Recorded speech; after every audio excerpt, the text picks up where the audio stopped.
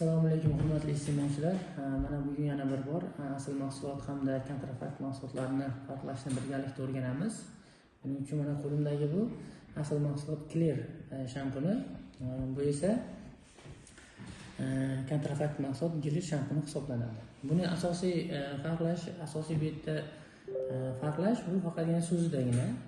Ya'ni bu yerda Clear asl original mahsulot, bu yerda Clear qilib faqatgina so'zda o'zgargan xolos.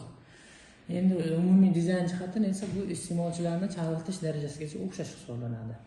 Endi ayni paytda bu respublikamizning ichki bozorlarida bunday kontrafakt mahsulotlar tovarlari sotilish ko'plab uchramoqda.